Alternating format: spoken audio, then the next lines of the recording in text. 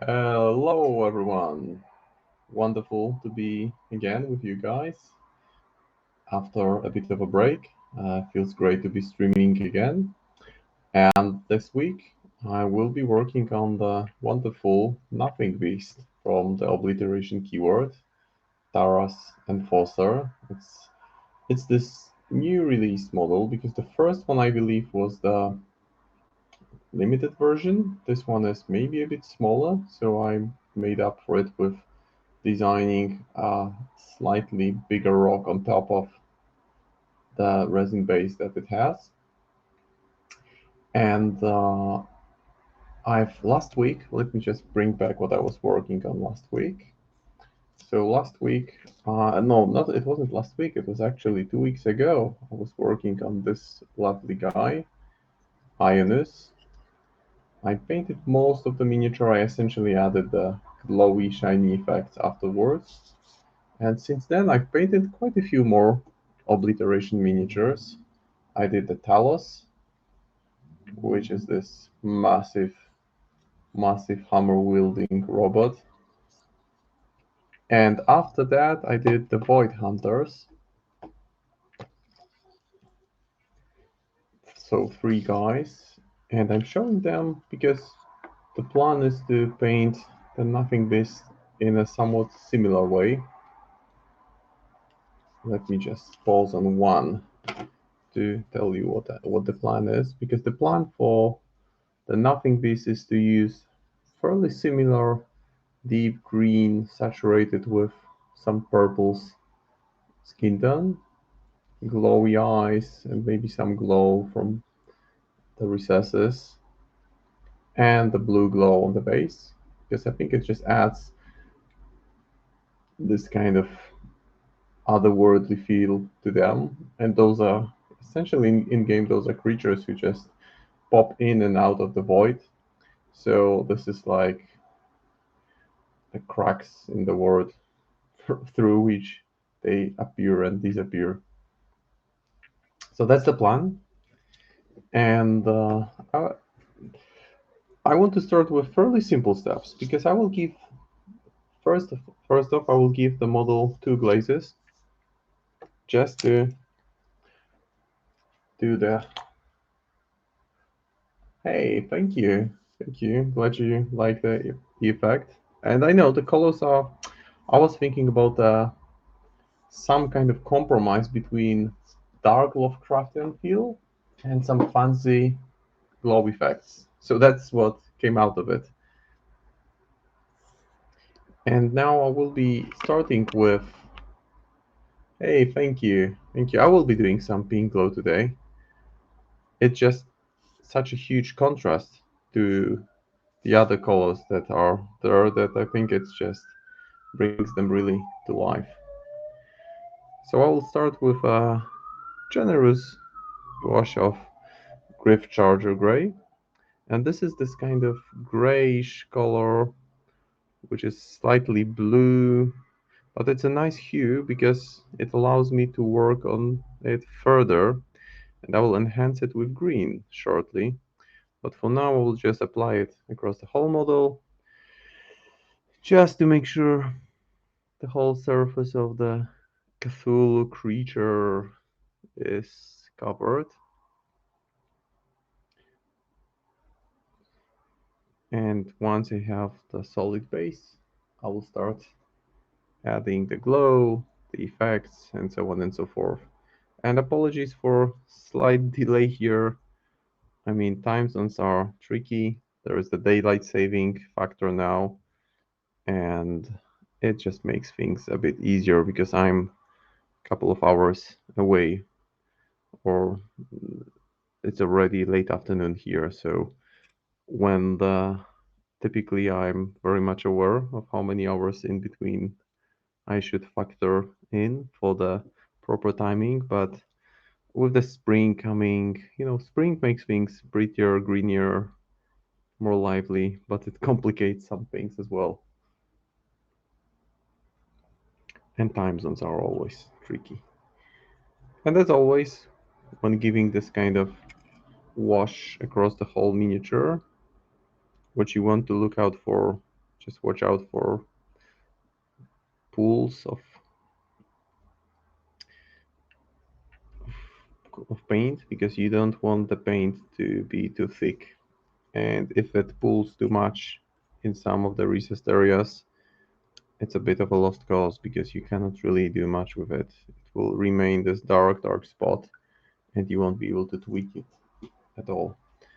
So that's something to bear in mind that yes, apply it generously, but at the same time, make sure that you spread it evenly across the whole surface.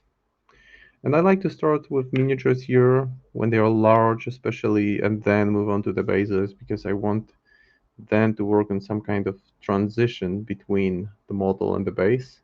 And I'm thinking there will be a blue glow where well, there are no legs, but the lower body, lower tentacles, however you call it, where that section ends and the base begins, then I can start adding the blue glow. And here I will just make sure that I apply it thoroughly. As you can see, there is this large pool. And what I'm doing is essentially I have a brush which can hold a lot of contrast paint. And I'm just dipping it into those pooled areas, taking it out and spreading it over onto the other area which is not fully covered with paint yet. So that's what I'm doing, and I've been keeping myself busy with the obliteration keyword in recent weeks. I've painted 1, 2, 3, 4, 5, 6, 7, 8, 9 models from that keyword,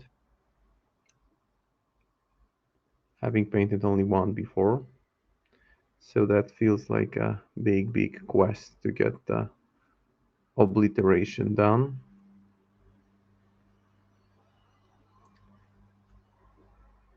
But after this one, it's only Tara and Karina, which I think I will be painting on the next week's stream. And this week I'm painting on Thursday, which is not my standard time, but I've swapped with Elinor, who took my spot on Tuesdays.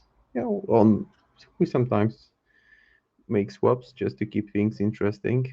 And besides, there are also other commitments that weird painters have, and sometimes we just swap to help each other out. And this is why I'm streaming on Thursday. And typically I stream at what is 9 p.m. in Central European time zone. So it feels a bit strange to me that it's still bright outside. The sun is still shining.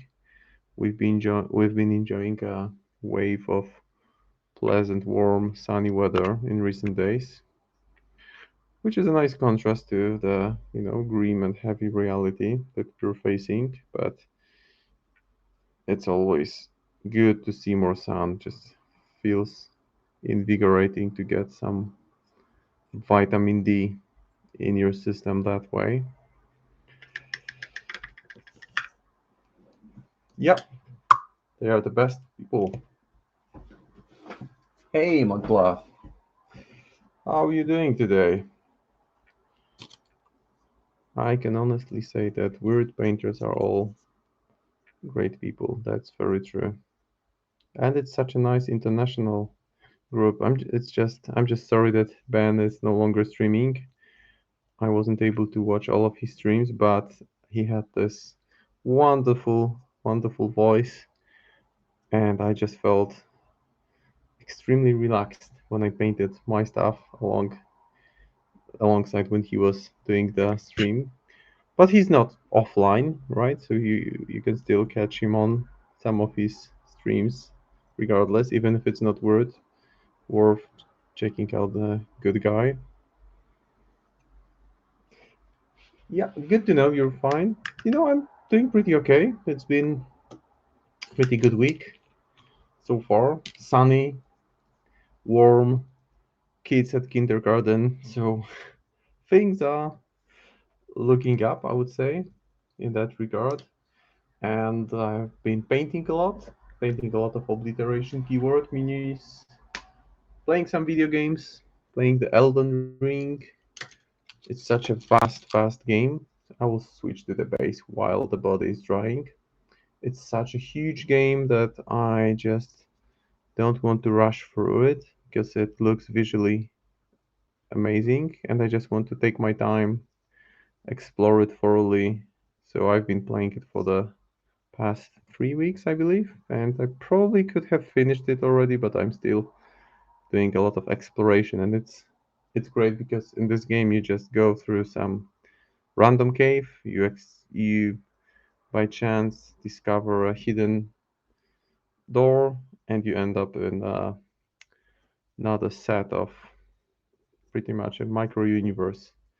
So it's all about exploration. This game, yeah. And then painting, and painting. Just typically, I would say that roughly it takes me about give or take 8 hours to complete a miniature, and by complete I mean from the moment where I take it out of the box until it's fully painted. So I've been putting in quite a few hours. Also, I got to play some games after a longer break because I wasn't able to play for a couple of weeks due to work, life, kids being ill, me being ill. So now things are more stable, and I played my first two games in a while, and both of them were with Zoraida 2.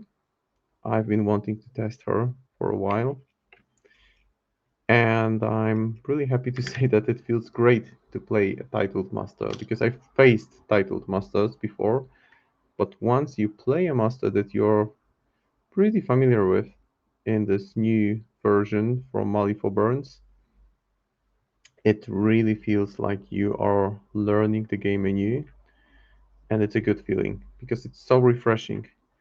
Because once you get used to playing a master, there are things that you do that's like muscle memory. You focus here, you concentrate here, push here, summon there, and you know what to expect. And with new titled masters, you need to relearn everything. And key skill in one of the key skills in really being a competent player is knowing what suits you need and what values you need.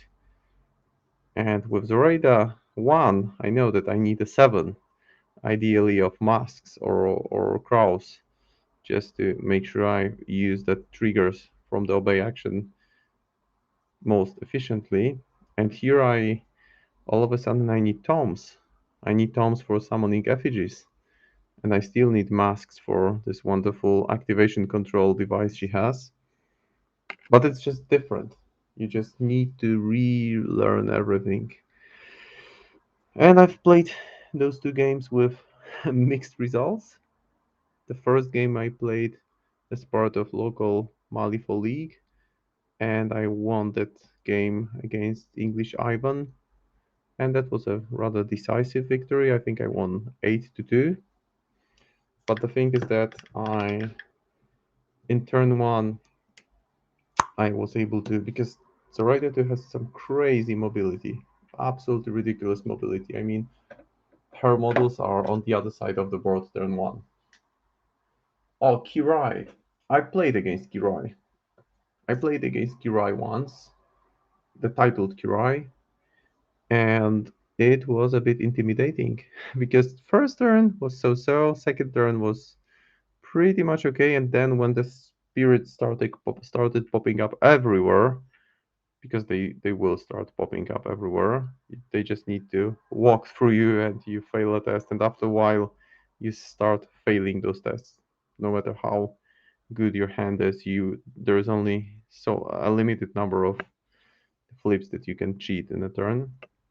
So once those spirits start coming up big time, it becomes a bit a bit overwhelming.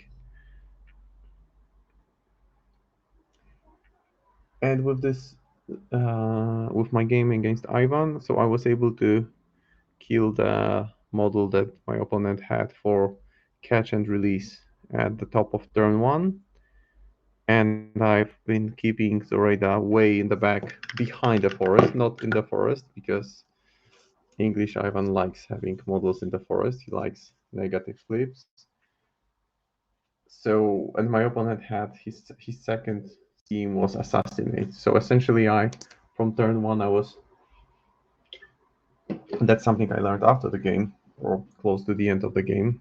I was able to limit his options for scheming, and the strategy was how do you call it? Symbols of authority. And as I said, Zoraida 2 has crazy mobility, so I was able to pick them up consistently, one per turn. And that game went extremely well for me. Also worth mentioning that the player I faced is still pretty new to the game, so obviously I had this advantage of having more experience there.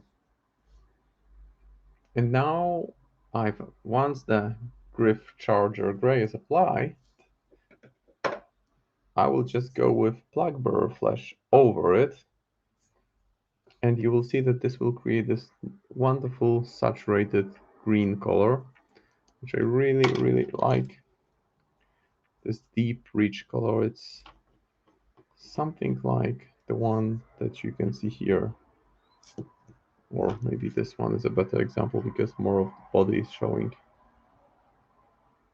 Of course, this is partly enhanced here with different shade of green. So that was the good game I had. The bad game I had, I mean, it wasn't a bad game per se, it's just I made some bad decisions in that game. Was against one of the top players we have in our meta, and he had Victorious, the first version of Victorious, and I played a similar crew of Zoraida and all the swamp imps I could field, and I got destroyed. I think 8-3, and I had a chance to kill one of the Victorias in turn two, but I blew it because one thing that you should do when you want to kill Victorias is to put your big beaters in the way so that the healers cannot see them. If you cannot take them out in one go, just make sure you block line of sight to the healers, and that way you stay safe. And I didn't do it, and I was punished for it. I also neglected to put a Swamp Fiend next to Zoraida and underestimated the mobility, and Bishop took down Zoraida turn 3 before she even activated, which felt really, really bad. It was a big misplay. And then things just started falling apart. That was also the only game I've ever had in which hey, Hidden Bridge, good seeing you. And it was the game that I played with Zoraida against Vix was also the first game where I flipped Black Joker every single turn, and each flip was, well, quite important. Like a flip on focused McTavish, shooting at Bishop turn 1 and flipping for damage, knowing that I have a Severe in hand to cheat it, and flipping Black Joker. You just, well, you can just laugh. Nothing else that you can do sometimes. The cards really dictate what's happening. So as you can see, if I apply this plug bearer flash color directly onto the gray, then the color becomes much more deep. It's just more saturated. It's not just pure green, it's green with a hint of gray or blue. So it's a much, much richer color. Yeah. And Hidden Breach, this is one of the wonderful content creators. So if you haven't seen the Hidden Breed channel on YouTube, then just make sure that you subscribe to it. Do it now because there's really good content. Both Vassal video reports and some gameplay, just with some butt reps with actual miniatures on really nice looking terrain and well produced. So give them a follow for sure. And speaking of also recommendations, I also wanted to give a shout out to Rage Quit Wire because they've recently released a really interesting podcast on the differences between old game masters, between first version of masters and titled version. And it's a very good overview. They haven't finished it because there are way too many masters. I think they discussed Bayou, Neverborn. Mm, They haven't gotten to Explorers yet, but they will be doing a follow up with the other titles that they didn't get to discuss. So give them a listen when you have a chance. Highly recommend it. Yeah, I mean, you have to appreciate people just spending the time to do essentially pro bono for the good of the community work. So happy to do a shout out, especially if I know that it's really good quality. So at this point, we have the skin color, the base for the skin color in place, and it's already looking pretty good. Let's see if I switch off the light for a second. No, it's too dark. I need like the artificial light. But what you have here is this deep, complex green look with a hint of gray from below. It's still glossy. It hasn't dried. Once it dries, it will look completely different. And while it's drying, I can already start working on some other elements because what I'm aiming for is something like this, where I have this complex green color with hints of other colors interwoven with it. So while it dries, I will just go ahead and apply some different colors. And I will start with dark green. And for dark green, I will use Warp Lightning. And I will dilute it with Lemon Medium. And I will add patches of this darker shade of green just to make sure that it's not a uniform color. I want some depth to this color.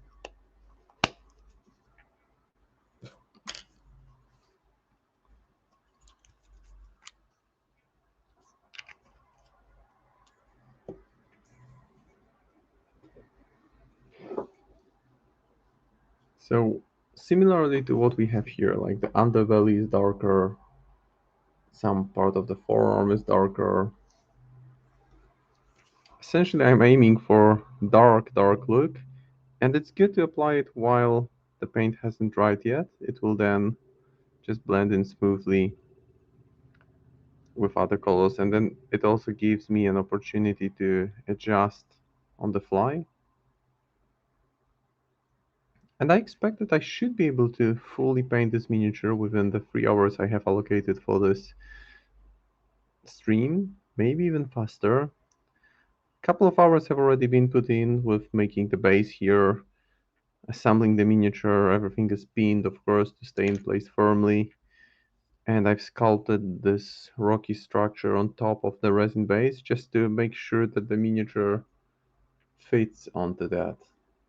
Because it's a challenge sometimes to fit especially larger miniatures onto bases that are precast.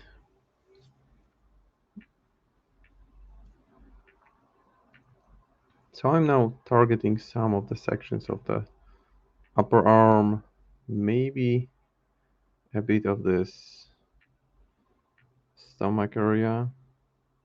I wanted to say the six-pack, but then I started counting and it looks like a 12-pack rather than six-pack. Well, it's a beater. Needs to be strong, so muscles should be visible for sure. It seems like I'm applying it in a somewhat random manner, but the idea is that to keep it looking somewhat organic. Just that way you ensure that it doesn't look like an armor, but rather than, well, insectoid-like, I would say. I'm just trying to push a bit of darker green into the recessed areas. Not too much, just a hint of it.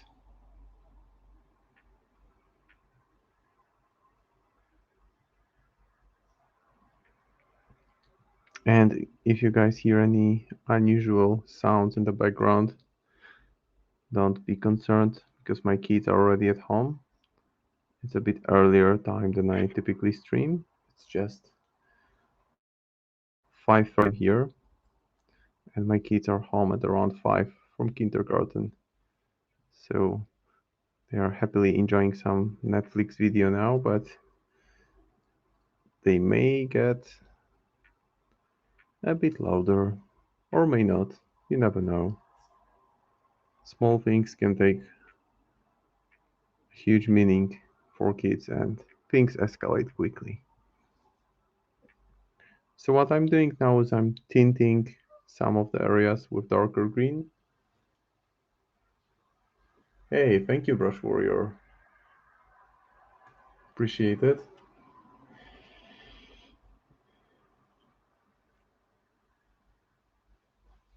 Now to add a bit even more of variety, I will grab maybe some purple shade or pink or purple. Purple should go well with green because when you look at the color wheel, something that I like to reference, you can see that essentially green is on the other side of spectrum. So it's the opposite color and it will automatically create this big contrast. And contrast on a large model brings kind of life to the model. I mean, it's per. Can you see? Can you please see how the pink is done? Yeah, the pink will be done in the final section of the stream.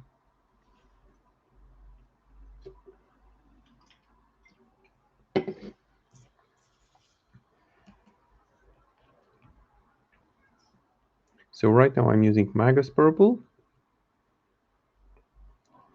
removing the excess from the brush and just adding some dots or just a little bit of that to some of the recessed areas.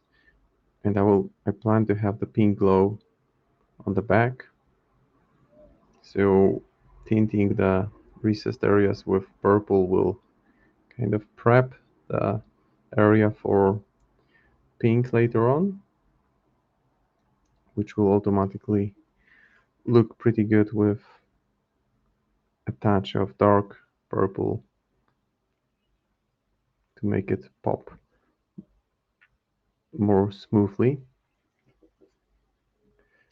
Yeah, that's, I discovered, if I may use this method by pure chance, that it can actually look pretty cool if you just mix the dry pigment with water and apply it on a miniature.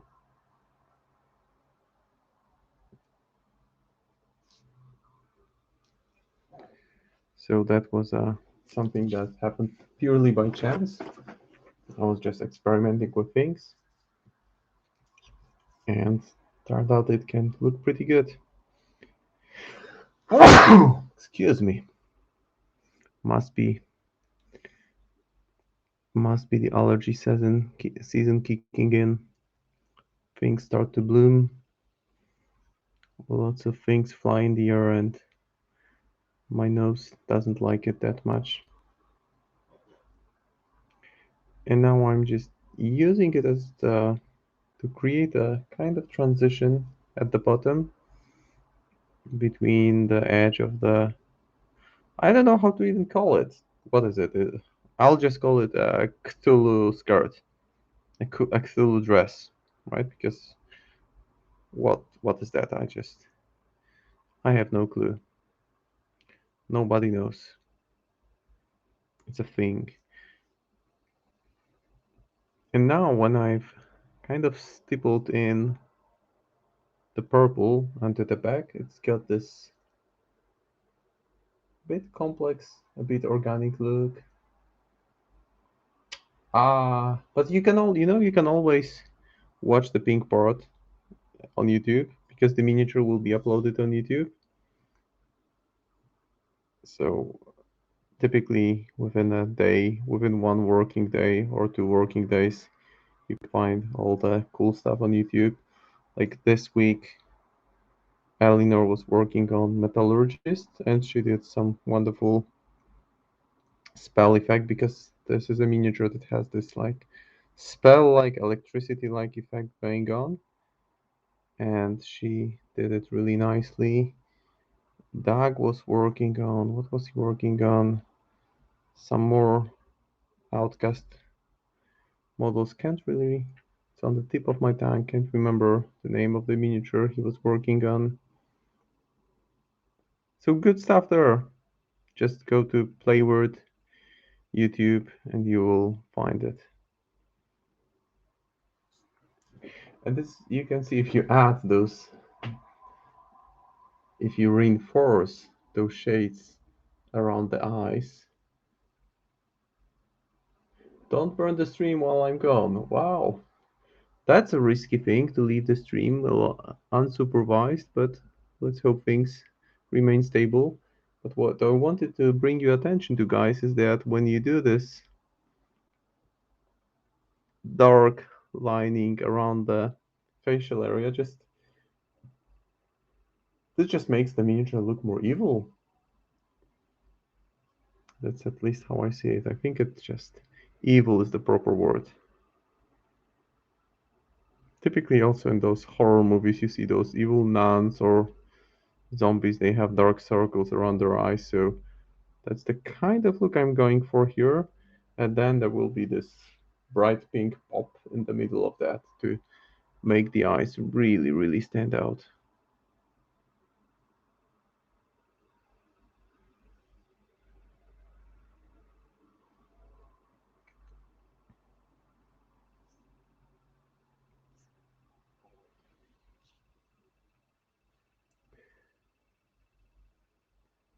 And weirdos are not a risk here. Let's just hope that Waldo doesn't fly around when you're away, Kimberly. That would be awful. And speaking of words, I don't know how many of you saw that yesterday, that in Waldo's Weekly there was some news about new content for Vagrant Song, the new board game that Word released last summer. I haven't played the game. I haven't really even seen a physical copy of it, but just saw some reviews. Seems like it's getting very good reviews. Just from non Malifaux games. The only one I played was Evil Baby Orphanage, the card game that was released a couple of years ago. I believe it might have been on Kickstarter, if my memory serves me well. And that was a cool game. I liked it. I once, that was before the time I had kids, so I remember I once went to on short holiday to Barcelona in Spain with my wife, and we were doing a lot of sightseeing.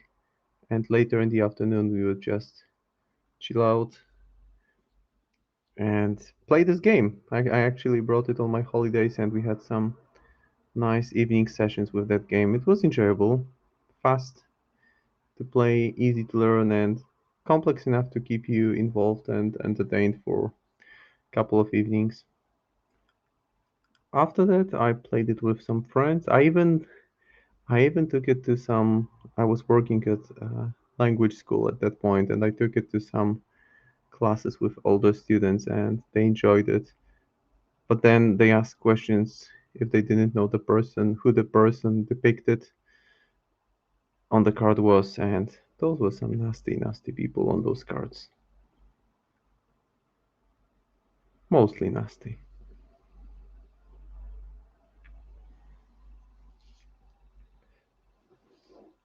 So we are less than an hour into the stream, and this miniature is already looking pretty good. And I would say that if you were after a tabletop ready miniature, that's it.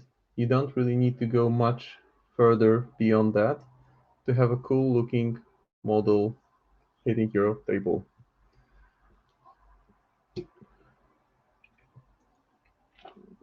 It's got a couple of colors in. It's got this dark, mean look, but it's nowhere near ready yet. Still plenty of work. Just now, when I, for comparison, showed Talos, which was painted in a somewhat similar way, because first I painted the metallics to make them look really dark. Then I started playing with those glow effects, and just imagine this miniature without glow effects. It would be just a one big chunk of metal, which could be cool. I mean, nothing wrong with big robot, but adding those even small glow effects, they just bring a lot of life to the model.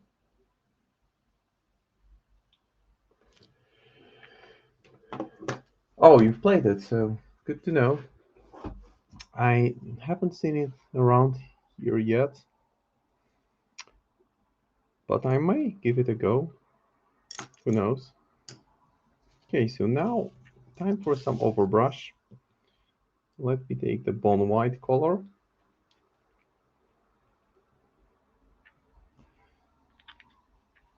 I like the aesthetics of Vagrant Song because it doesn't have the look of Mali. I mean, it happens on a well, in a different universe, I believe. So it doesn't have that strong Malifaux vibe, but it's got a lot of character to it. Taking people in the Pink Forge is the way to go. Yeah, yeah, yeah. And according to the fluff, isn't Hamelin or part of Hamelin's, or the tyrant that occupies the body of Hamelin, part of the tyrant is imprisoned in Talos, I believe. So that's a handy way to fight off a tyrant you are struggling against. Now I'm just giving an overbrush to the base just to pick out the details. Though I may just do a very, very light overbrush on the skin.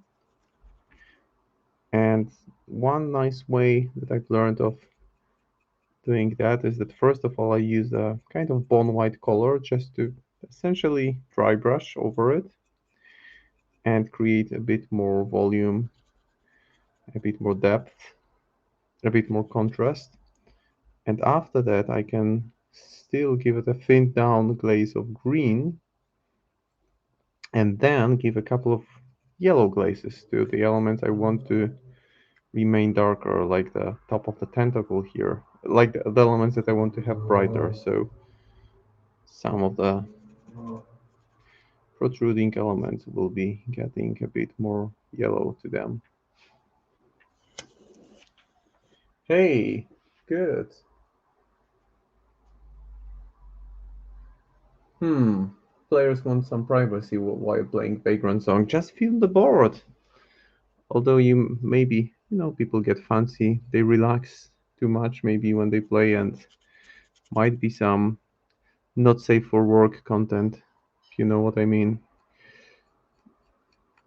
But good to know you're enjoying the game already.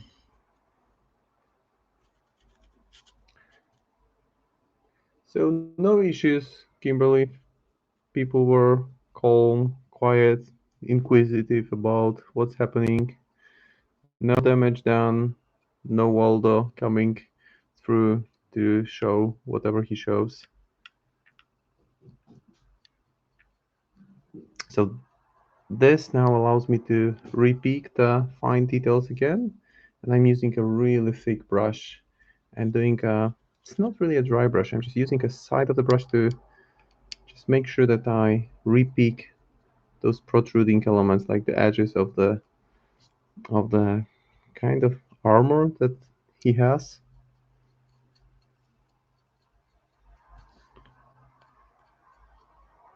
It's actually going much faster than I had anticipated. I think more work was done to assemble it properly to make sure I remove all the. Your hair is in obliteration pink. Yeah, that's nice.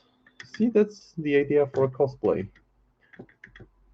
Be an obliteration, servant of obliteration, or scion of the void.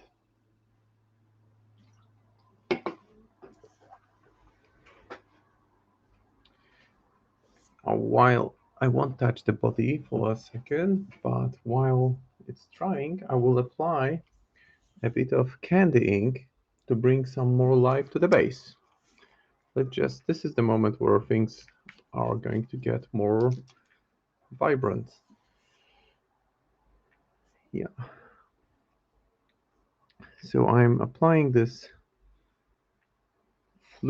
candy oranging to those rock formations just to keep them looking more interesting, more vivid. Not on the whole surface, just on those protruding sections of the rocks and some of the more or less random raised areas. There are also some chains, but I will pick them out shortly and separately. And now for the core of the body, I will go with Blackbird Flesh again. Only this time I will mix in some lemon medium just to make sure it's diluted and it's not that impactful. Let me just grab a larger brush. I will mix it maybe 2/3 of lemon medium to 1/3 of contrast paint. Maybe even more lemon medium. I want this really thin. I don't want it to change the color. I wanted to use it as a kind of filter to what I already have in place.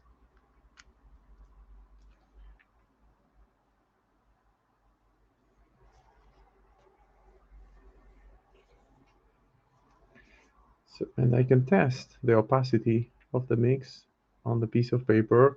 Yeah, looks like it barely tints the surface, but it brings it all together. So there are some purple hues below that, some deeper green, darker green, brighter green, and it all comes together if you do this one glaze over the whole surface. And again, be mindful not to allow the paint to pool in any of the areas because those pools are difficult to get rid of and you don't want to struggle with them. Now that I've added some darker shades around the face, looks really, really mean. Started looking evil. And the camera is a bit struggling to pick out the details because there's so much detail here. And yes, you can accuse me of being a broken record, but I do it fully consciously. And yes, word models have plenty of detail and are fun to work with. Change my mind. You won't. That's just how I feel about those models. And trust me, those are not the only models that I paint. I also paint miniatures from other ranges, but always have seems to have I seem to have a bit more pleasure when I work on word stuff. Now that I have the core of the body done, I can start playing a bit with some shades. So here I will use Magus Purple and use it directly from the pot and just apply it to the areas, for example, here between the fingers. There may be some pink coming through there, so let's let's prep the area for absorption of pink.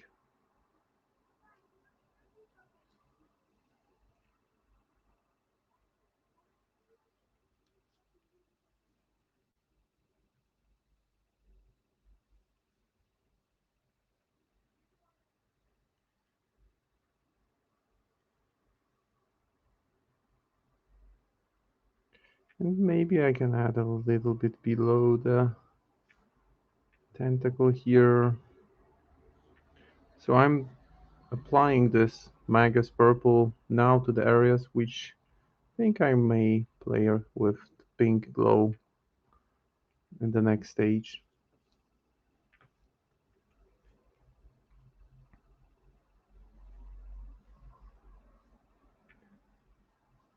Well, the main idea for complex large miniatures like the big guy here, the Nothing Beast, is that you don't want them to look like they're made of one piece.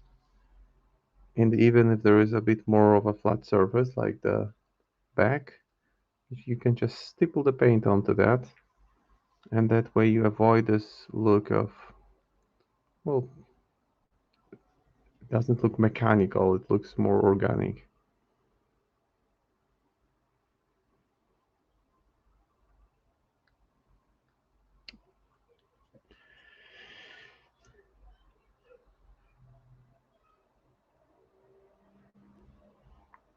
There they go, my kids are already arguing probably about what to eat for supper, so you can hear some funny noises in the background. Nothing wrong there, just kids having discussion. And trust me, discussions between a 4-year-old and a 7-year-old can get pretty intense. I have 3 brothers, so I'm well familiar with the situation where you need to fight with your siblings. And I can't believe it's still bright outside. You can look actually past me in the mirror in the back. There is a block of lights behind on the other side of the street. It's still bright. Spring is here for sure, and that's a good thing.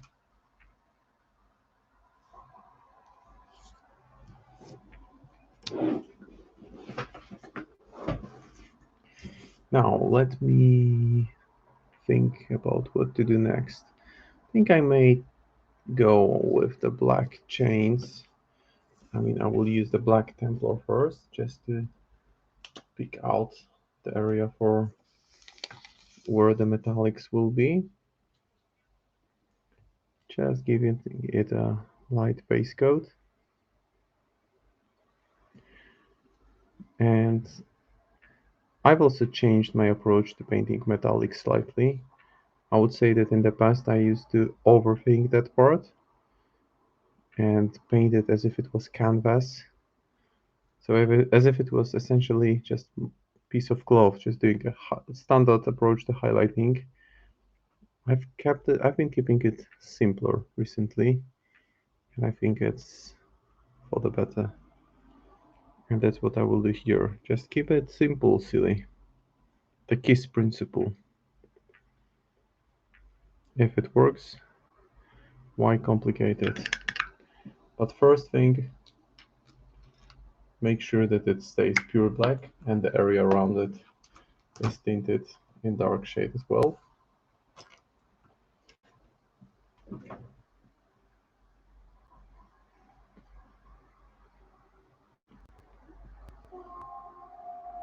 It looks like now like as if it was dripping in different types of oil paints, oily substances, which is a good look for a Lovecraftian creature, right? It's supposed to be this non-definable shape, size, looking otherworldly.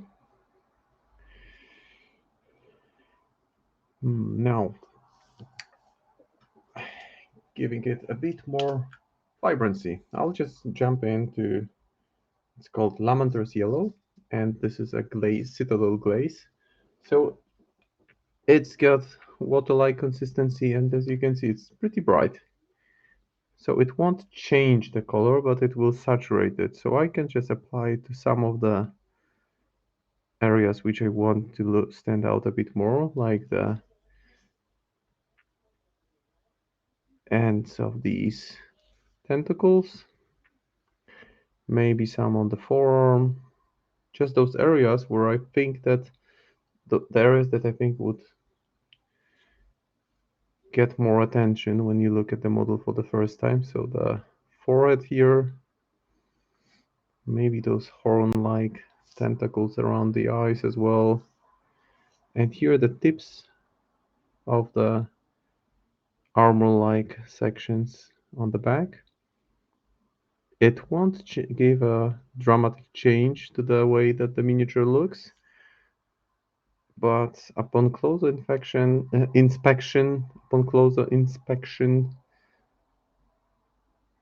whoever is looking at this miniature will just appreciate the subtle nuances in changes of saturation.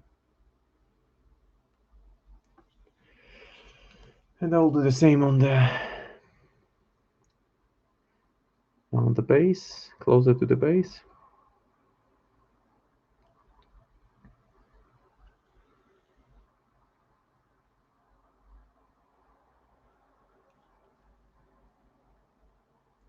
There's just something about otherworldly, monster-like creatures that I really enjoy when I paint them, because it seems like it's not limiting. You're not confined to, okay, this is an Asian type of skin tone, this is African types of skin tone, this is Caucasian, and you then use the knowledge that you have of the real world and paint the skin accordingly. There's only so many colors that eyes can have. I mean, you can always have contact lenses, but I would say that for painting humans, it can be a bit limiting at times. Although, again, with word miniatures, even the humans are twisted because sometimes they are half alive, half dead. They have, I mean, think about the new Mac Morning. Doesn't really look like human with those additional arms stapled onto him. So, but you know what I mean. It's just that with otherworldly creatures, with horrors, there are just no limits. Nothing can be seen as, well, this doesn't look right. If I painted the whole miniature pink, well, can't say there would be anything wrong with that.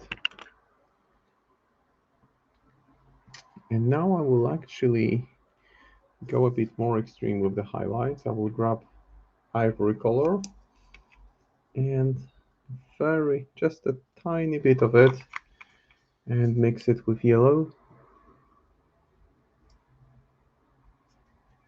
to have this very, very bright yellow.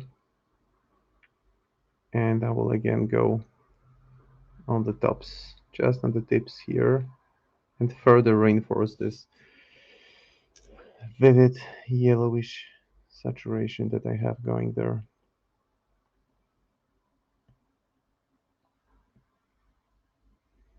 Maybe stipple in some dots. This will further enhance this three-dimensional look that I'm after.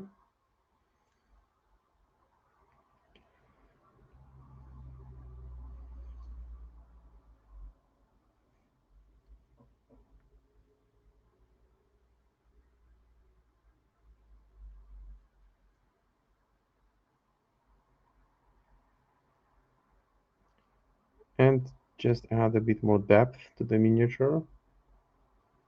I think some painters like Elinor and my fellow word paintress, just to recognize the fact that she's the only lady among the painters that we have.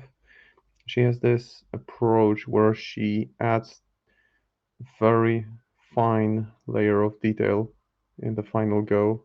It's literally like white dotting or very thin white lines. And when you look at her miniatures from the even from the distance, the details are just coming right at you. You don't need to look close to see the fine brushwork. It's just a slightly different approach. I generally want more smoother transitions. It's not my style of painting, but when you do it consistently and when you have good brush control, then it looks good. And Elinor is a good example that it can look excellent.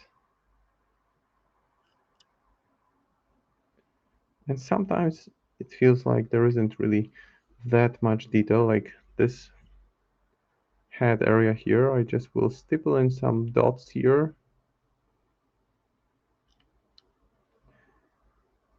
Should be able to see them, yeah. That way it will look like there is some texture going on, and an area which would be otherwise rather flat all of a sudden starts really popping up with detail.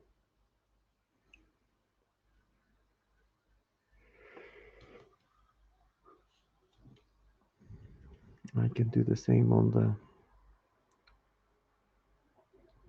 arm here.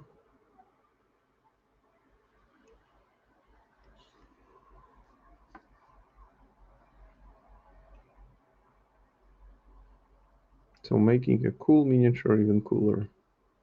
Just stippling in a little bit more detail onto already finely detailed model. Sure, thanks for dropping by, and I'll see you next time.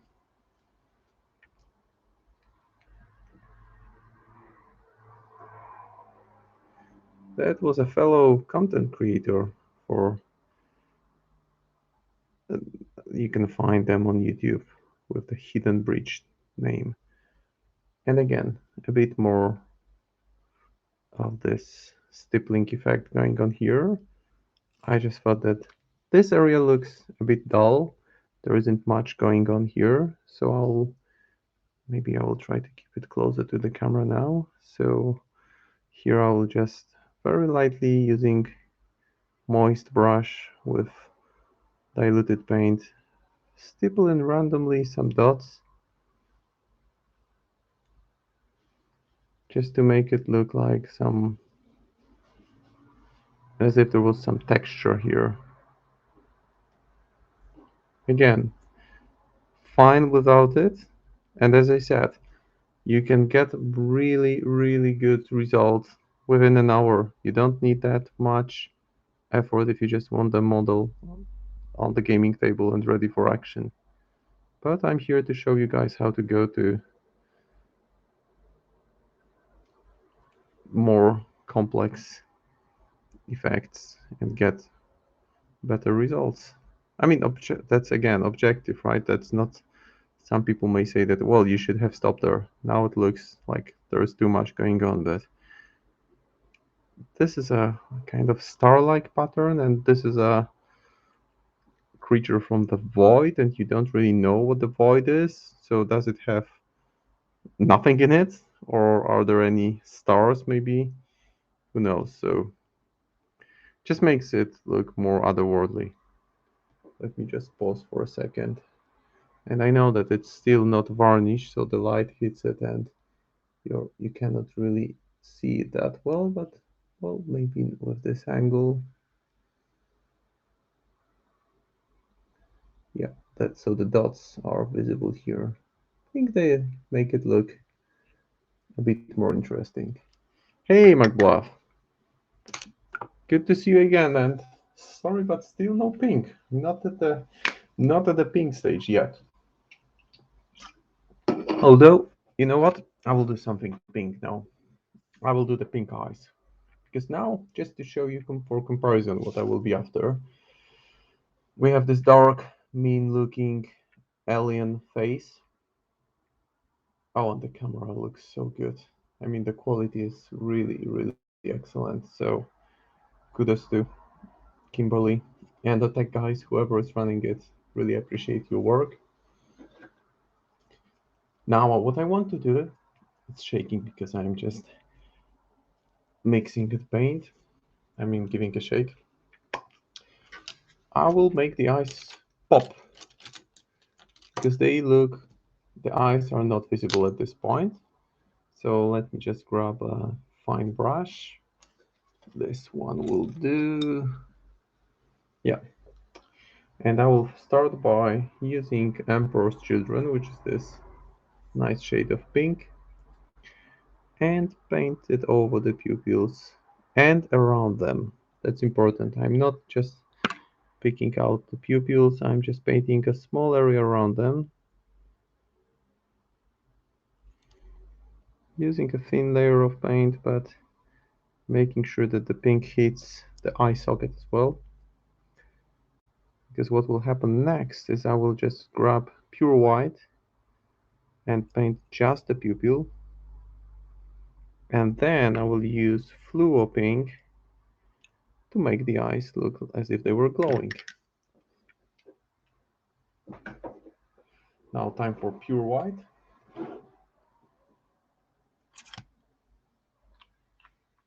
This is something that's similar to what we have on the helmet here. You see this white looks like it's really glowing.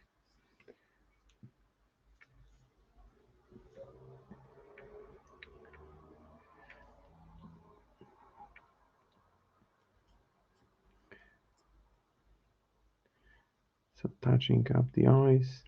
Now just very lightly making sure I just define the pupil here.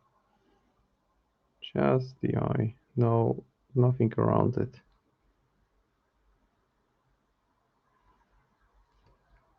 That's it for the left one. Now for the right one, I need to move it upside down. Now I see I actually need to make the left one a bit bigger. Just a little bit bigger. Yes, that's it. So now it's got this comic-like hollow white pupil, which you see in comic books essentially, where contrast is a typical setup. So what I will do now is I will grab fluor pink from Green Stuff World. I think any other fluor color will do, but this one is quite bright, so it's easy to work with. And I will just apply it directly over the whole eye section. In fact, I will put too much of it and remove the excess. In a second, I'll just want to make sure that it tints the area around it, and now I can start removing it and kind of uncovering the blue, the white pupil.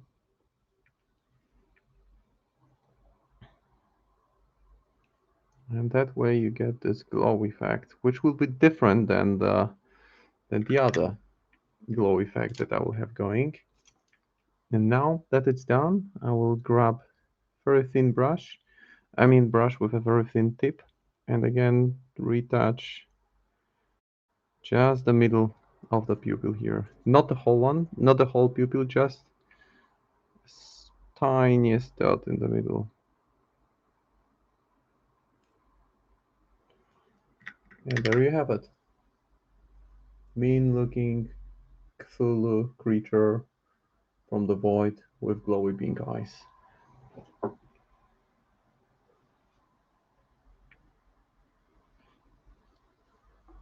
Now for the nails, because let's not forget the nails over there. I will start off with brown base coat. So using some bright brown, I'm using Reaper, but any bright brown would do. And I'm just picking out the nail details here. Just I thin paint down a little bit when I do that because it allows me to have a bit more control over that. Hey, glad you like them. Thank you, McBluff. Really appreciate that.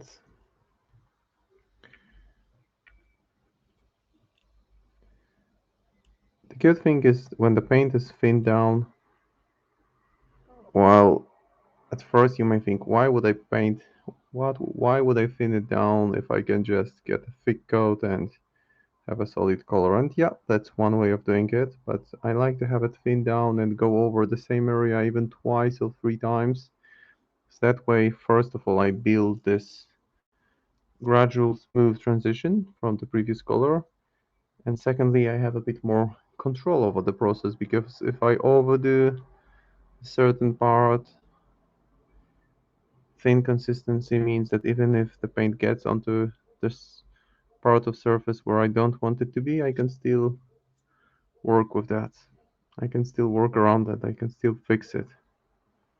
And it's not like setting yourself up for failure. It's just, realizing that you can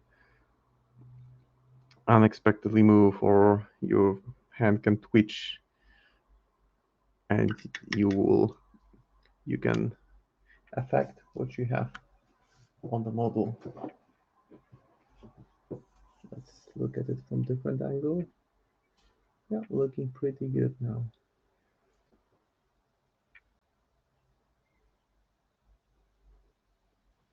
And that's even before the pink glow is setting in. Now to highlight the nails, I will just use bone white. And again, I will apply it directly from the bottle, but I will water it down slightly.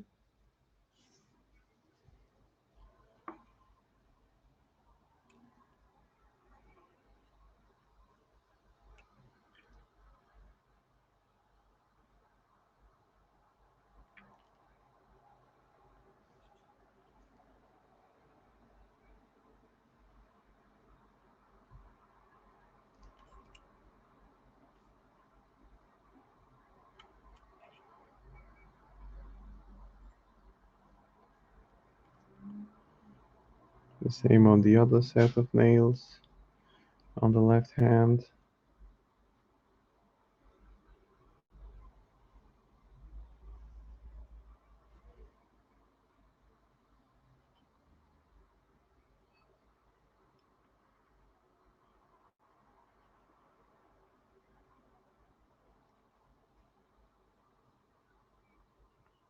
And almost ready for the glaze, but before that I will just add a touch of ivory, which is this, well, it's not pure white, it's still not as white as pure white, but it's like bone white mixed with white.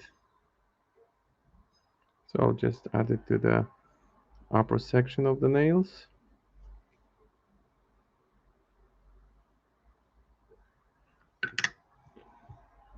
Maybe not on the base, I don't want it there. That's fixed.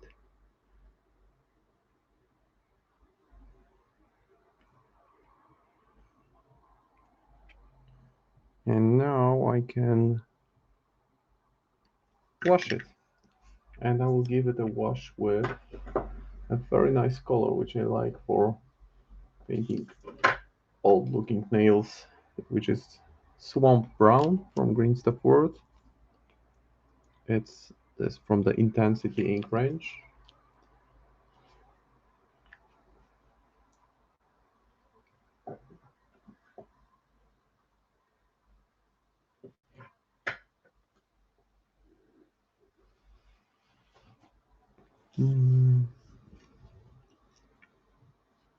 So here's the glaze, the wash. It's got this type of consistency that just naturally adheres to the surface that's covered in paint and makes for a nice brownish transition from where the nail meets the skin to the tip of the nail. And hey, if you don't like painting such fine details and nails onto the miniature, you can always just go ahead and add blood splatter effects onto them, because why not? What's stopping you? Okay, and now actually I have this fine brush here. I will just go ahead and use ivory white and just pick out those fine details on the tentacles. I don't know how you call them, warts or whatever they are. Just think it will look cool if I pick them out, or just maybe some of them.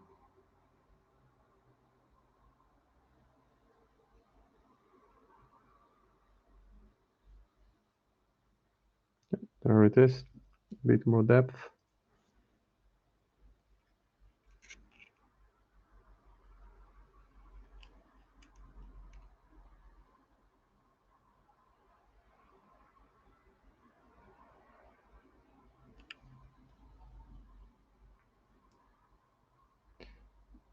If you have the texture on the miniature, it's just a matter of letting it guide your brushwork to just unravel all the coolness that it's hiding. It's like doing a puzzle. You have an element, you match another element, and you have something looking nice. So here I have nicely defined texture, so why not take advantage of it and just go with the flow and pick it out. So those tentacles on the face look now a bit more three-dimensional.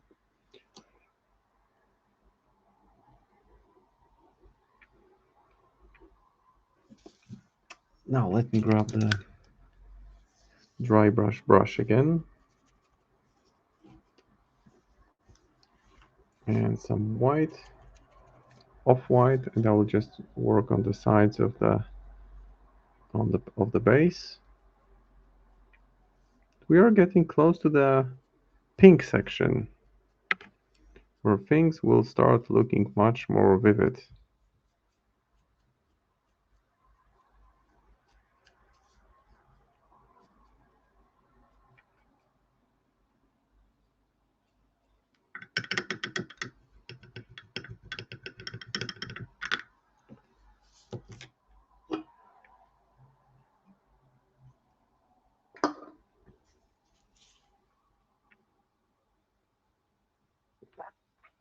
Now let me just paint the chains. And the chains, I will keep it simple, but keep it nice. So what I will do is I'll just go ahead and use Mithril Silver, which is this very bright shade of silver. I will apply it directly onto the chain structure on the base. Just going with what I have.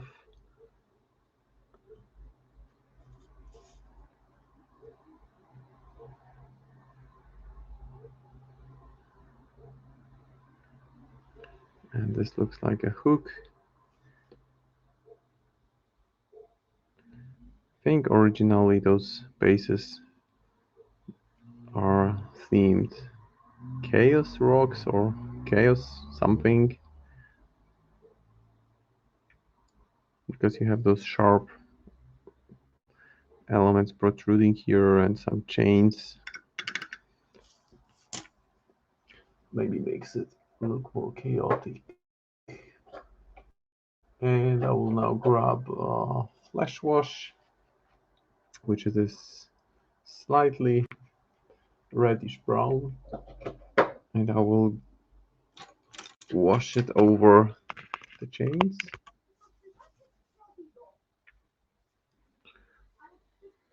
Just a generous wash. This will make them look old, rusty,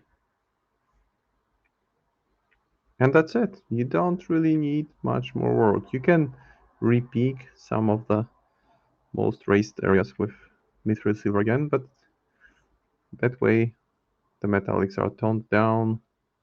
They match the overall composition on the base, and I'm moving my camera too fast because it's shifted out of focus. Yeah, it should get back in a second. Maybe the palette and the brush don't help if there's too much to focus on. There you go. There we go. That's what I meant.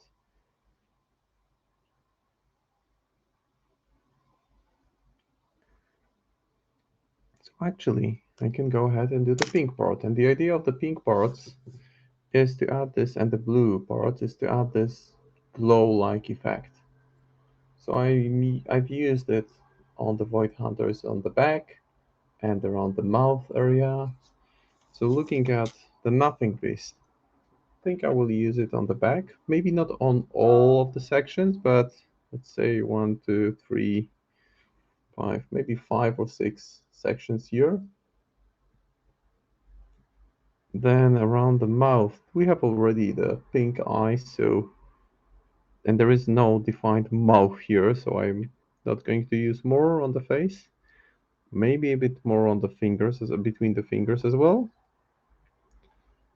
And I don't think I will do it in the midsection. I want it dark. I don't want it all looking like a disco ball, because there will be some blue, or maybe I could use actually some pink around the edge here. But now here's the trick. Before I move to the pink part, I won't apply pink directly onto those dark colors.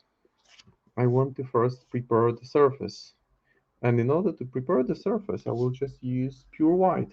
Why pure white, you may ask? Well, the reason is simple. I want this concentrated glow look, like we have above the furnace here, where it's really heated up in the middle. So I need some watered down white, and I'll water it down because then it will flow easily. What I'm doing is I'm just applying it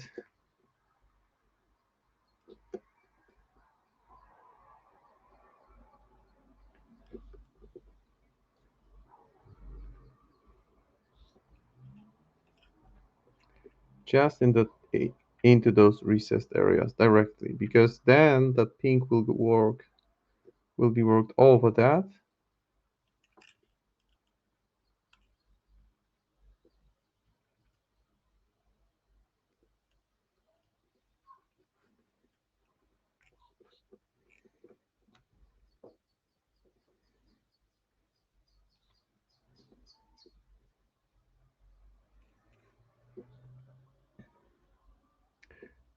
Let's go crazy. Let's do a bit more on the back.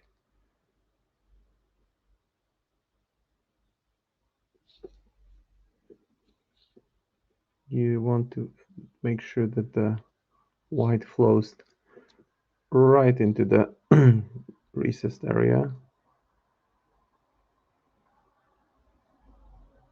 I'll just go all the way. Pink all the way. Evil pink.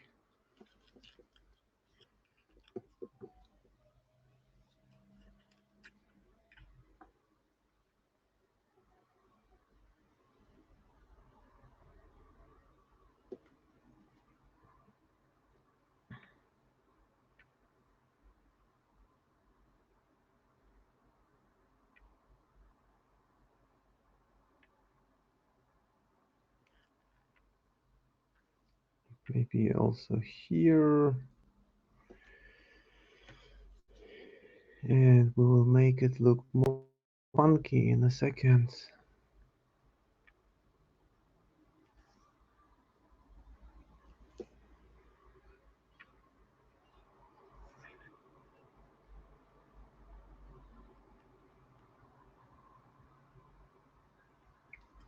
And maybe now between the fingers a little bit. Because that's the kind of place where I think this unworldly energy could be concentrated. So why not put it there? Besides, it's just this dark, dark section, and it will have this pink glow to it now. So we'll make it look just much more dynamic that way. And also I have pink for all the glow effects for the keyword. So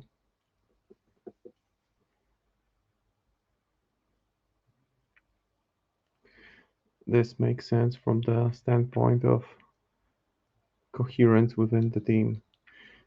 And I'm a bit tempted to paint it on to the between the tentacles on the face, but I just think it might be just a bit too much because there will be some pink around the base as well, just to make it look like it was hovering above the ground or kind of levitating.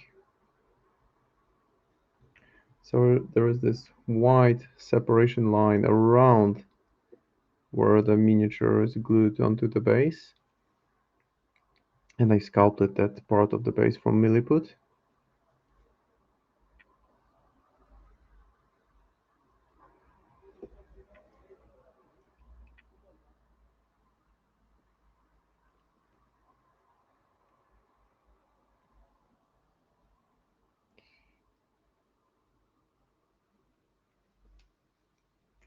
Just some quick, smooth brush strokes here.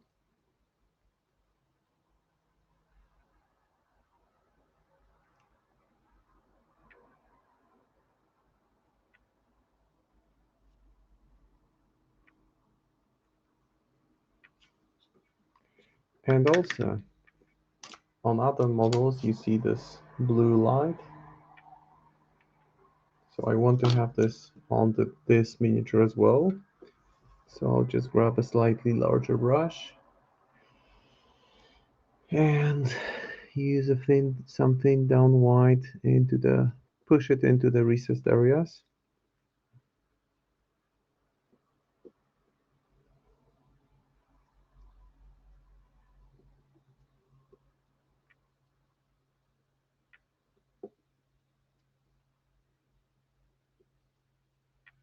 So the front will have this blue glow coming from below.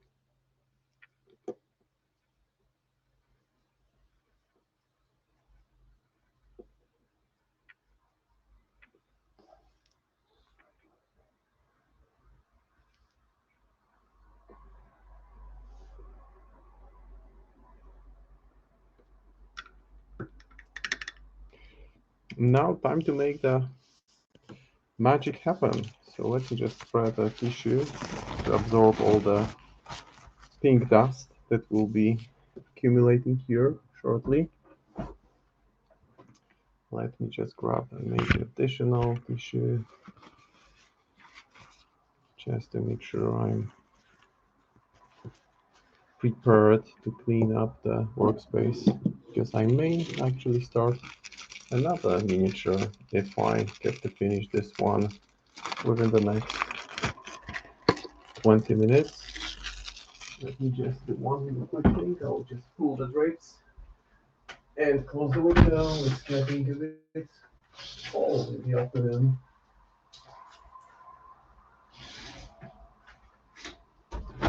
See, it's super warm during the day, but it gets a bit chilly when it gets dark. So I started feeling it, and I don't mind the cold, but when you sit in the cold for too long, it stops being fun most of the time.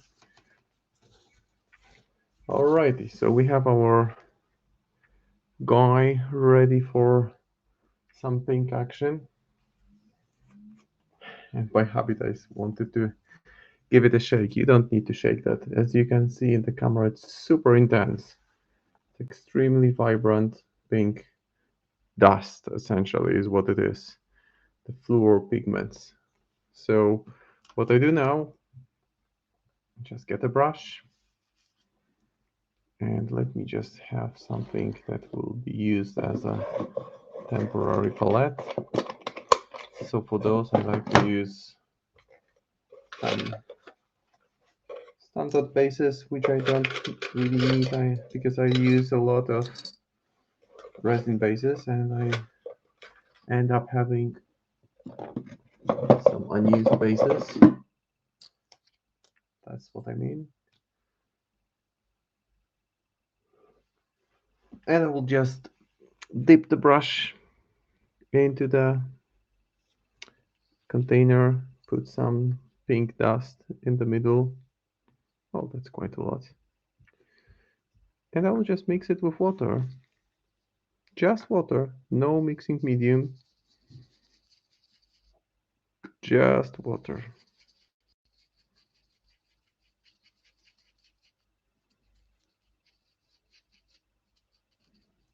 Because that way, when it dries, it will leave this nice smudge that will make it look as if it was super finely done object source lighting. So yeah, hobby cheating.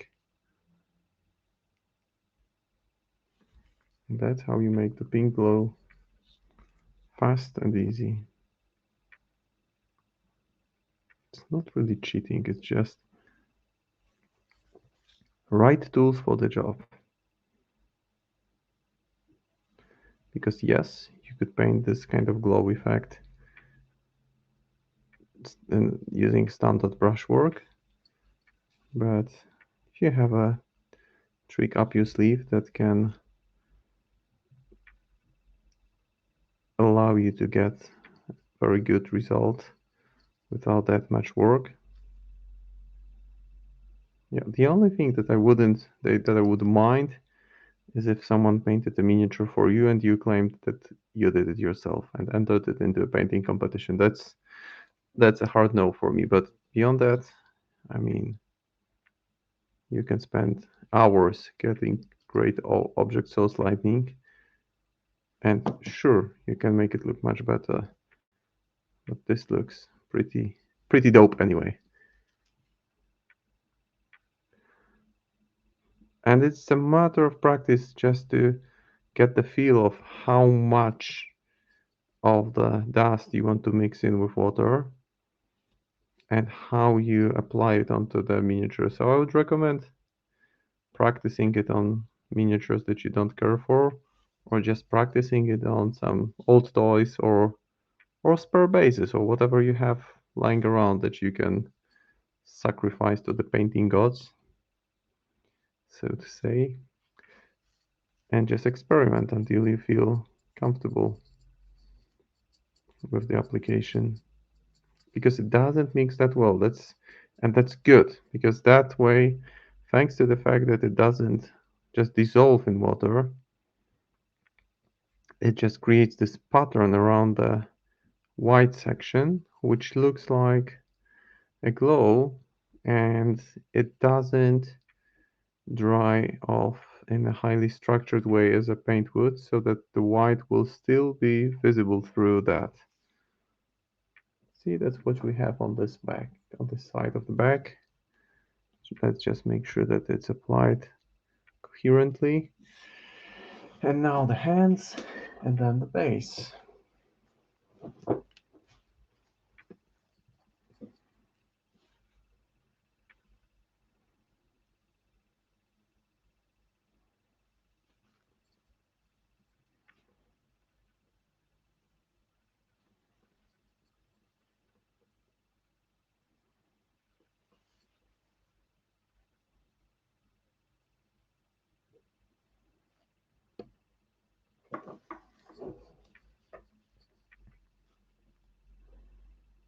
Looking pretty sweet.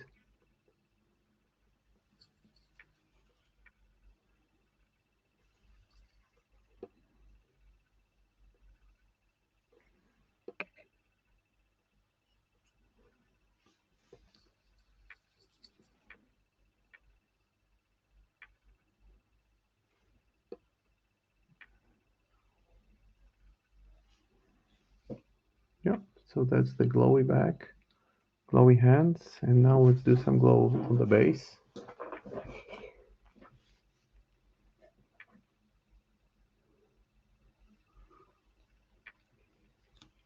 We may need a bit more of the dust, of the pink dust, and mix it in lightly. That's the trick. You don't want to mix it into some. It's not like a paint. What I'm applying, it's a mixed powder that will dry and leave this smudge.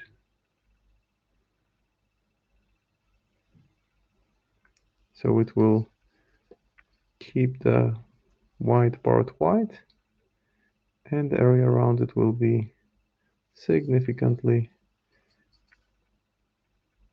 affected by it.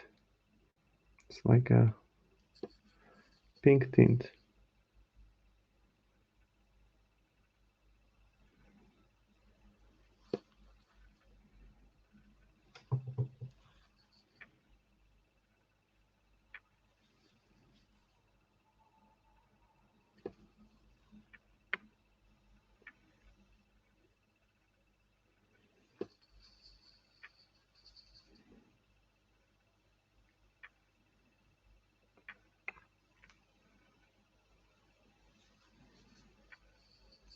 So hopefully some of you guys can benefit from using it. I would be more than happy if I see people attempting this approach. In fact, that's why I'm doing this stream. One of the reasons just to share the techniques that I found can work well, and hope some of you guys can make use of that. So there you see from the top we have this view. It looks like it's kind of morphing into existence, if you will.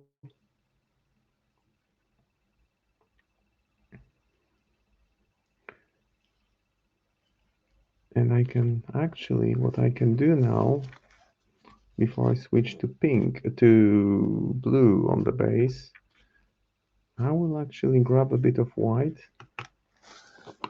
and very lightly apply it into the recesses.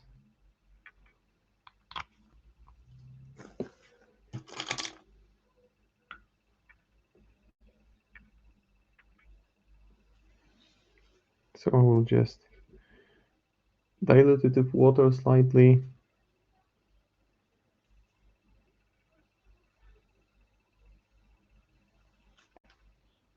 and very lightly apply it to the midsection.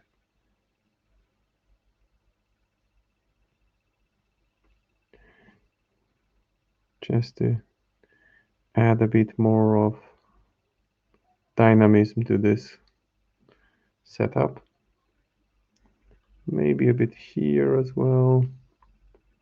Spread it around if it gets too much.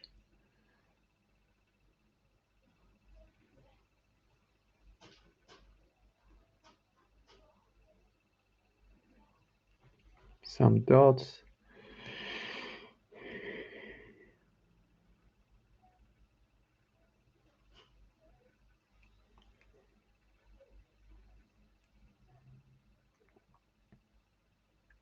Just trying to put a few white dots in the middle of this pink line, just to kind of reinforce this glow-like effect. And the same on the back.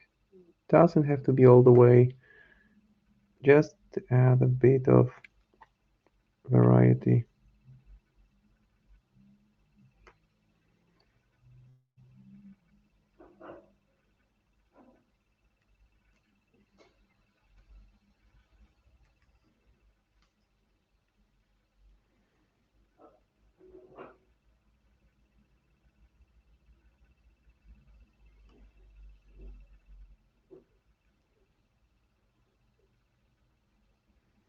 Okay, the pink part is pretty much done. Let me pause for a second here.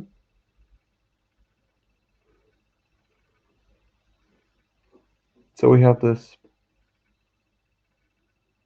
otherworldly, cosmic, void green that's heavily contrasting with this super bright pink now.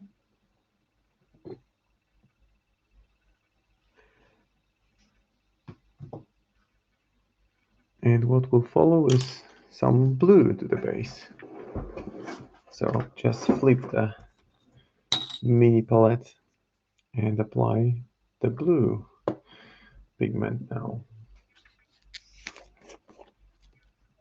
And the Nothing Beast will be ready in a matter of minutes. So starting from just base coated miniature, we got to this really decent looking miniature. I mean, more than decent, it's looking pretty cool by my standards.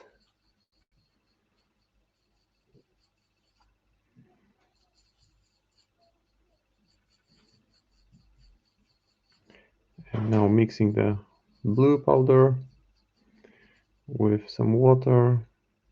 And mind you, it's paint water, so it's not crystal clear, which is okay.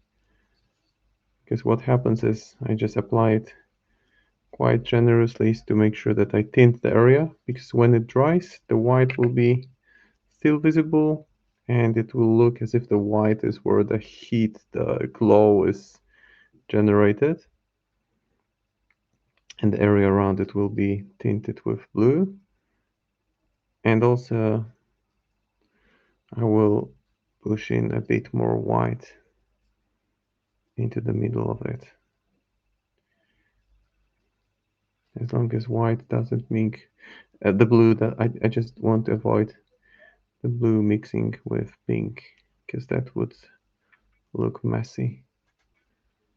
Now, if that doesn't look otherworldly, then I don't know what does.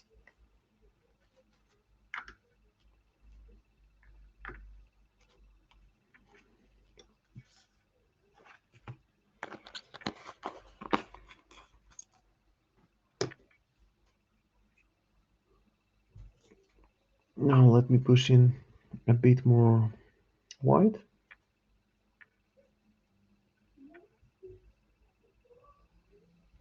Just to the midsection to kind of reinforce the center, the white glow.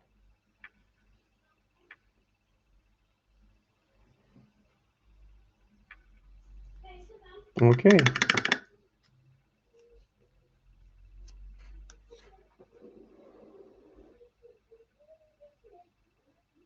And that's it now. That's the Nothing Beast pretty much done. The only thing I will do, actually I might as well do it now. I will just grab black for the side of the base, and I like to use Vallejo black because it's got this dark matte look that I like seeing on the side of the base. And it's important actually to apply black to the side of the base before you start before you apply the varnish, because otherwise the varnish it's not protected if you apply the black after the varnish, so the paint can chip off easily. So you want to make sure you give it good coverage using the side of the brush. Just go around the miniature. Some people paint the rims of the bases with different colors, but I just think black gives this kind of nice frame, and that's keeps it looking really structured.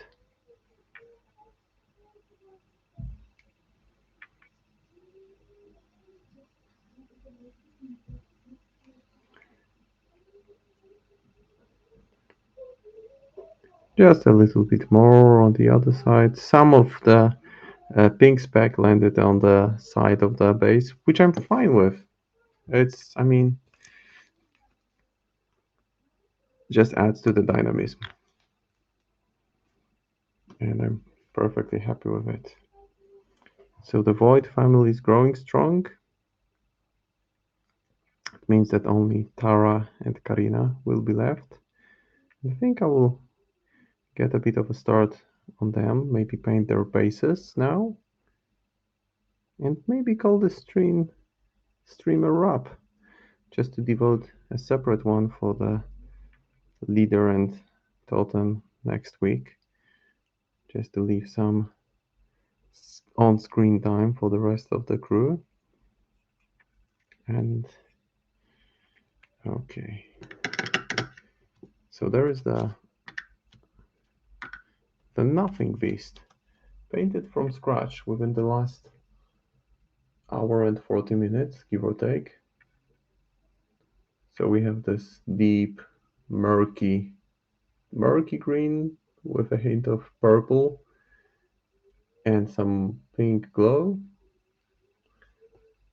to make it look like it's popping into existence.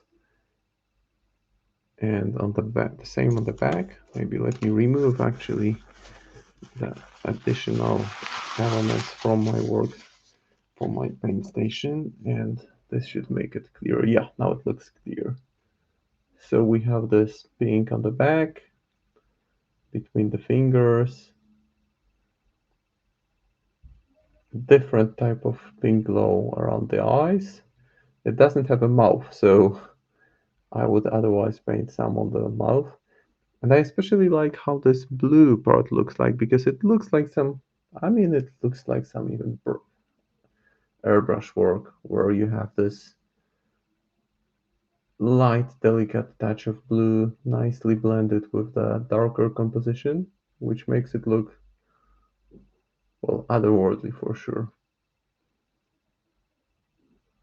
So here I am pausing it for a second just to show where I got.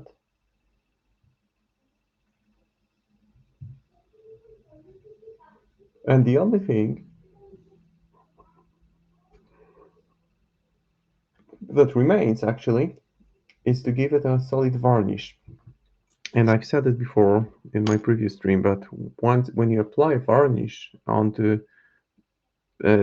onto this kind of fluor pigment or any kind of pigment that you have on the miniature, don't spray from too close. Just spray it from further distance.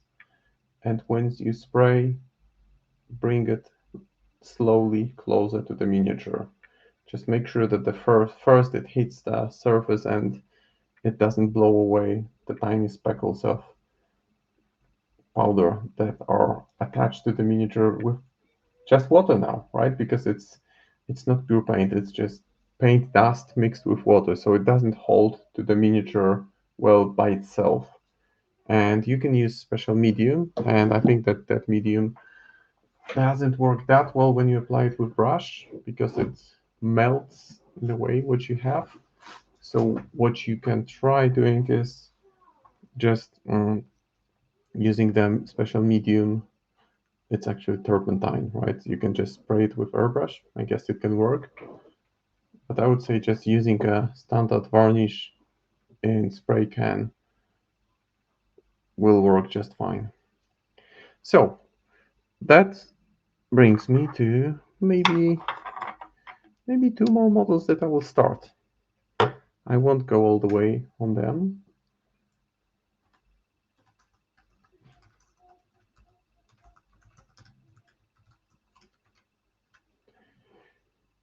So what I do now, just mount them onto my wonderful painting holds. So there we have the Tara and Karina. So the only I want to call them humans, but Tara is undead, Karina is kind of necromancer, so don't know if human is a good name for them. But let me start with the bases. And I will start first with the rocks.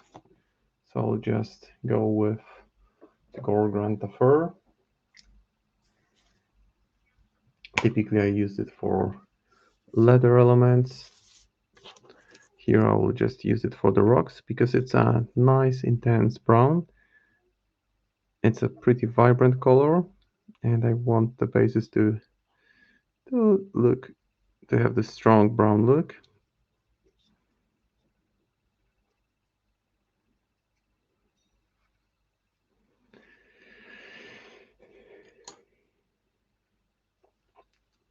So painting the protruding rocky structures now.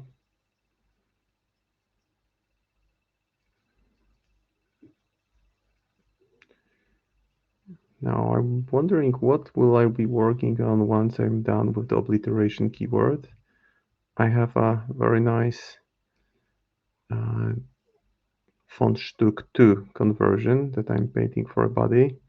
It uses one word model and one non-word model, so it's a bit of a mix. I also have the old Vix, the avatar version. Then I have some robots, so maybe after the obliteration keyword I will do some robots using maybe some color shift metallics. That sounds like fun. I've painted robots using color shifts before and I really like how they turned out. Maybe I can also do some of the puppets because currently I'm very much into painting puppets for the Swamp Hag Zoraida. I've just had 2 games with her and I don't know how many of the puppets I will use for regular or competitive play. Probably just the mannequins to begin with. And I started with them. I have 2 of them and they get a lot of work done in gameplay because they can take the hit, they can heal Zoraida, heal McTavish, so they can be useful. They also have armor, plus there is some additional mobility if you have 2 of them on the table, and it doesn't really, in terms of game resources, you don't need high cards to summon them, which is pretty cool.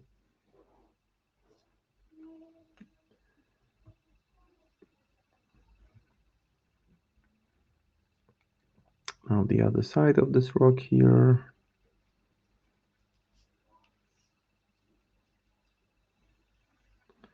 just making sure I consistently cover the surface and I don't leave any white space showing through.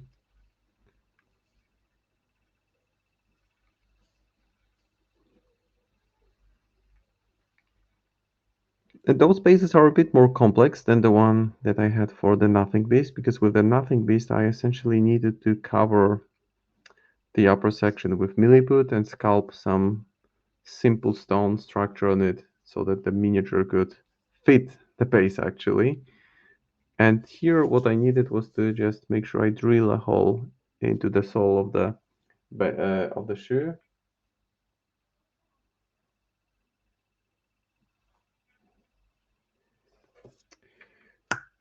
And glue it so that it, well, stays as firmly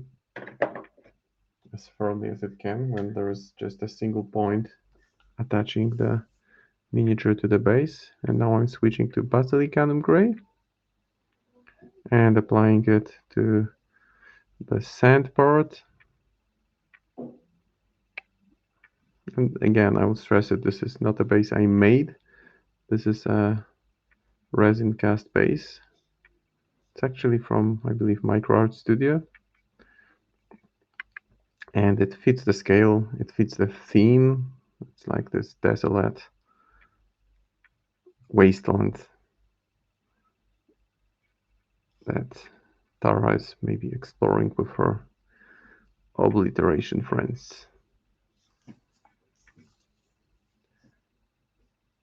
Don't really remember Tara's fluff that well, so can't really recall if she's fully conscious and aware of the power and the tyrant influence that she's dealing with, or whether she just does it more uh, intuitively.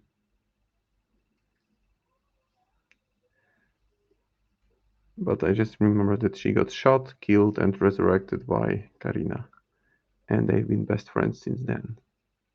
Why wouldn't you be a best friend to a person who gave you new life?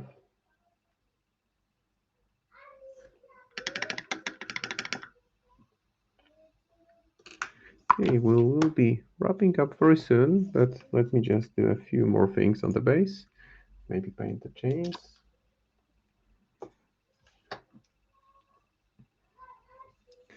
And some of the metal elements on the base, actually.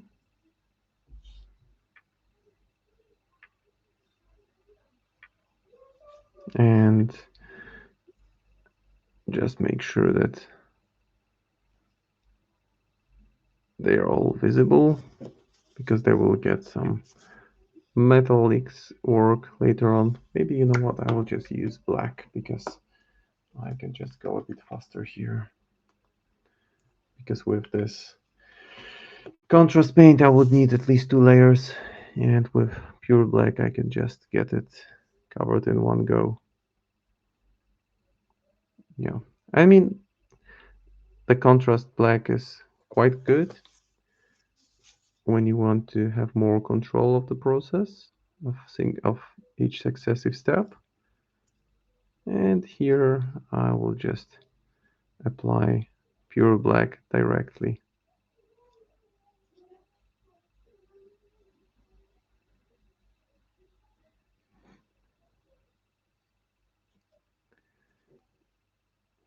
If you can hear any funny noises in the background, those are my kids. They are just probably getting a bit tired. It's been a long day for them. They had a field trip, I believe, so you know how kids can be moody in the evenings. I'm very much looking forward to painting these lovely ladies for you guys next time round.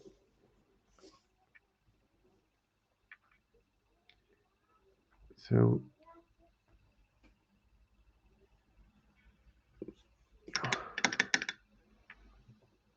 oh, got some black on her hand, which is not a problem.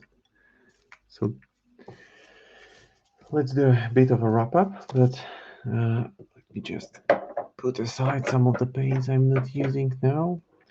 The blade for Tara, the sword that she's holding, I think it's called Obsidian Blade. So this will be interesting to work with. I will need to think of some effects, maybe add some gore effect to it.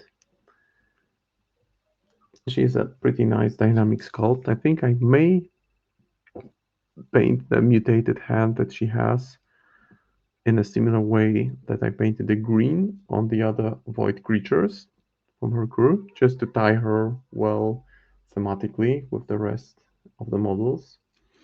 The blade will think I can go with some intense red or some purple and then add some blood splatter on top of it.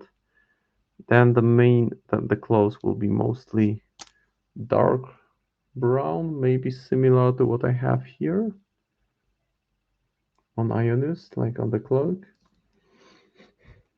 Of course, the obligatory pink glow on the eyes, making sure that the hole in the chest is visible. Maybe I should drill a bit of a hole here to make sure that the hole in the chest is there. And generally brownish clothes, brown clothes and dark hair. So that's the plan for Tara. And for Karina, I think the skirt, well, her dress would be maybe dark green with. I'm just thinking of how to fit in the pink glow element. Maybe actually the pink glow will come on her hand to make it look as if she was casting a spell. Then the obligatory pink glow on the eyes. Probably that's it for the magic effects on her. But this will come next week. And today I had the pleasure of painting this one on the stream. So let me just, let's hope that, yeah, there's the focus.